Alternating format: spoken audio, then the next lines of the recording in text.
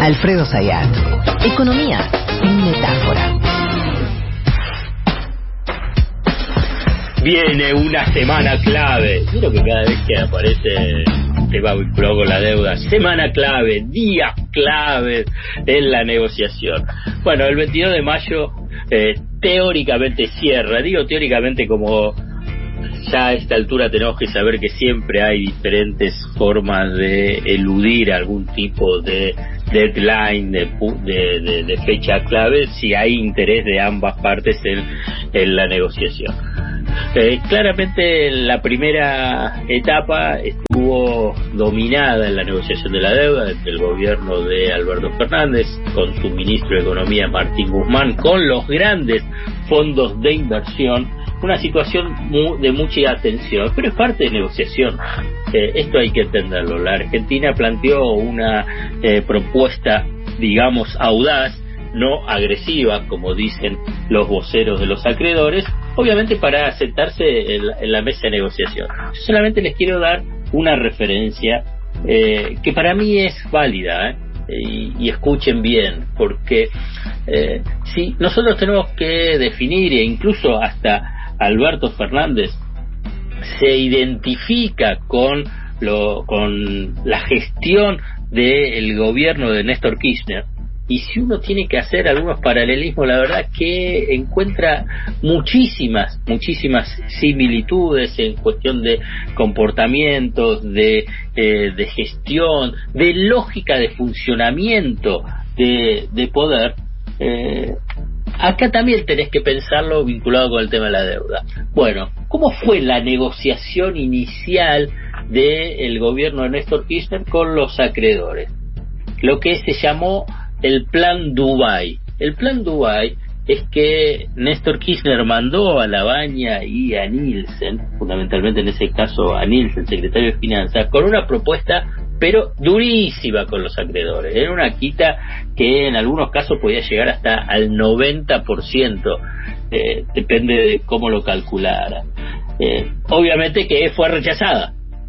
Lo que también es cierto es que tuvieron más plazo de negociación, hubo más plazo porque bueno, la deuda ya estaba en default abierto, hoy está en default virtual. Entonces hubo una segunda oferta, que es la que se llamó Plan Buenos Aires, y ese Plan Buenos Aires finalmente fue aceptado por el 76% del total de los acreedores. Y esa oferta, en términos históricos, también fue audaz, porque la quita finalmente fue entre el 60 al 65%. Bueno, hoy también hubo una primera propuesta que implicaba una quita fuerte.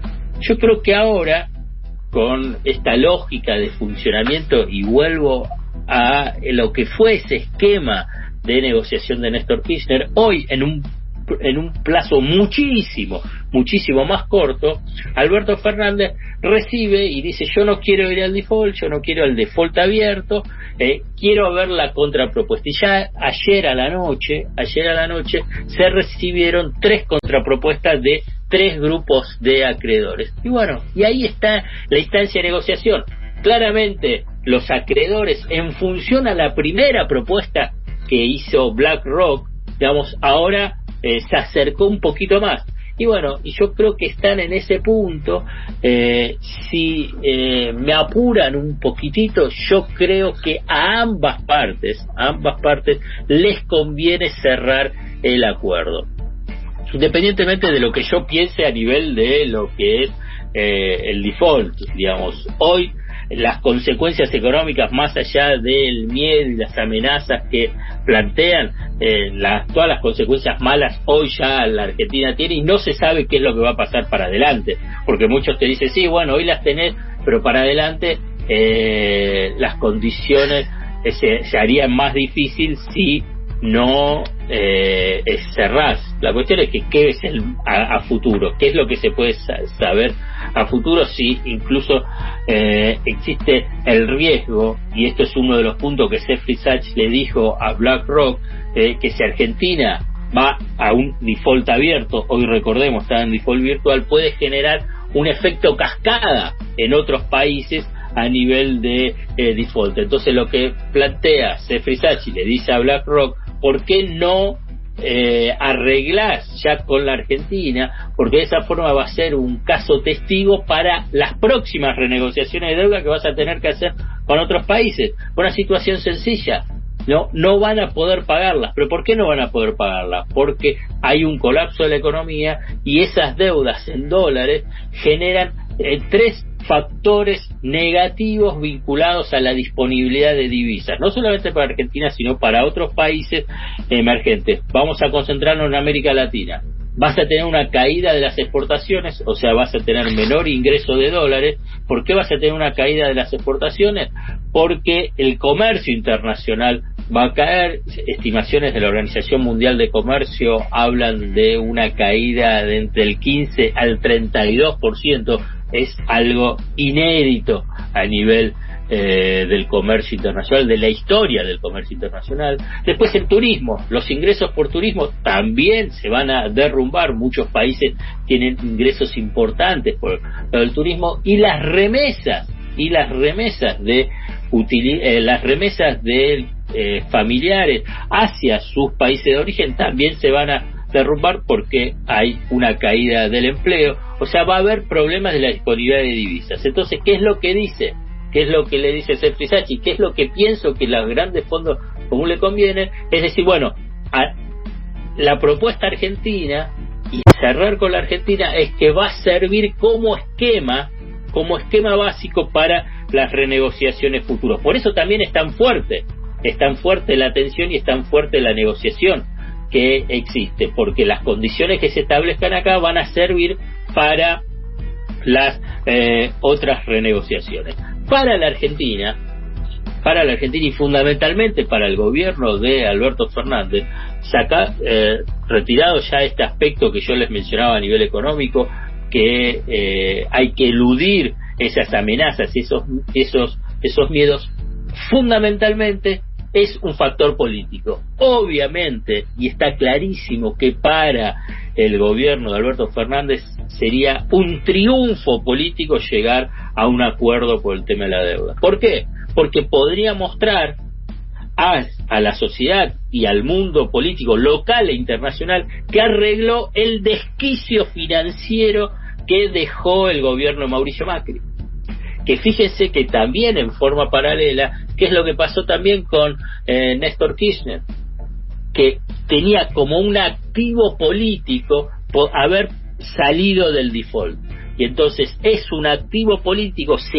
un activo político para el gobierno de Alberto Fernández, para su proyecto político, mostrar yo evité el default, estaba en un default virtual y arreglé y estoy arreglando el desquicio financiero que dejó Macri. O sea que ahí es donde, a mi entender, se juega gran parte de la negociación. No tanto vinculado con lo económico, que también es importante, y esto ya lo he detallado a nivel de generar sustentabilidad frente de la deuda, frente a ese endeudamiento vertiginoso e irresponsable de Mauricio Macri. Esta es la lógica de cómo viene la negociación. Pero lo que también es cierto es que hay ideas en cómo negociar y cómo tratar de cerrar a un acuerdo. Por ejemplo, la propuesta que le hizo el Tucu a Alberto Fernández la semana pasada de cómo pagar la deuda.